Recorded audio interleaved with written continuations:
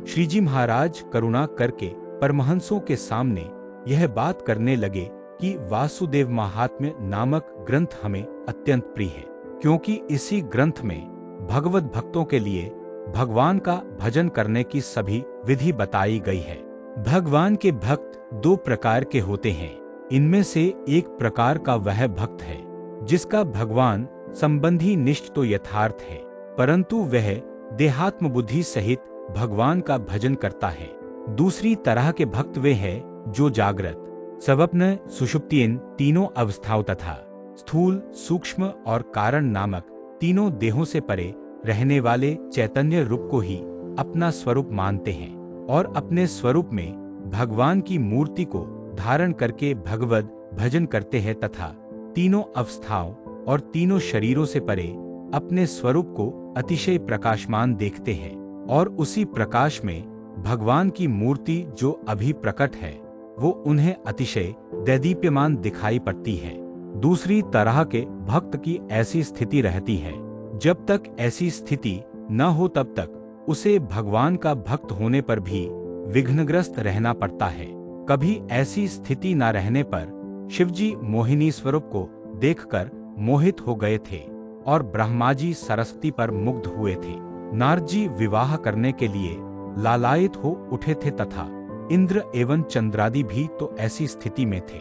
इस कारण उन्हें कलंकित होना पड़ा था।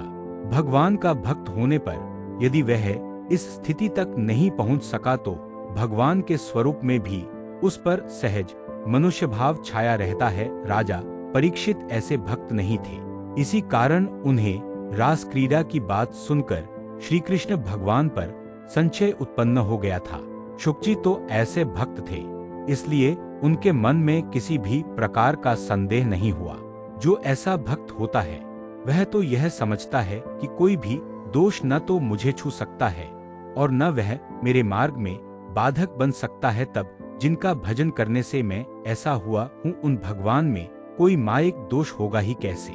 ऐसा दृढ़ ज्ञान रखने वाला भगवद भक्त भगवान की मूर्ति में जब अपनी वृत्ति रखता है तब उसके दो भाग हो जाते हैं। इनमें से एक वृत्ति तो भगवान के स्वरूप में रहती है तथा दूसरी वृत्ति भजन करने वाले में बनी रहती है।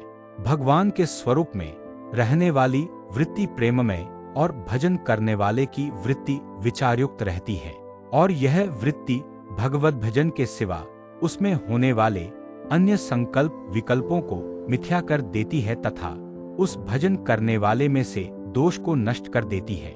इस प्रकार भगवान में उसकी वृत्ति अखंड रहती है। जो जीव कभी तो एकाग्रचित होकर भगवान का भजन करता है और कभी अन्य क्रियाओं में उसका ध्यान लगा रहता है, उसे ऐसी स्थिति प्राप्त नहीं होती। यदि पानी का घड़ा भरकर एक जगह डाल आए और दूसरे या तीसरे दिन भी इस तरह पानी बहाए तो भी वहां तालाब नहीं हो सकता, क्योंकि प्रथम दिन का पानी पहले दिन और पिछले दिन का पानी पिछले दिन सूख जाता है। लेकिन उंगली जैसी छोटी सी पानी की धारा का अखंड प्रवाह होने से बड़ा तालाब भर जाता है। उसी तरह खाते पीते, चलते फिरते तथा शुभ एवं अशुभ क्रियाओं में सदैव भगवान के प्रति अखंड वृत्ति रखनी चाहिए। बाद में इस प्रकार अखंड वृत्ति रखते रखते ऐसी दृढ़ स्थिति हो जाती है। इति वचनामृतम 23। अगर ये वीडियो आपको पसंद आया है तो वचनामृत पेज को लाइक करना मत भूलिए। जय श्री स्वामीनारायण।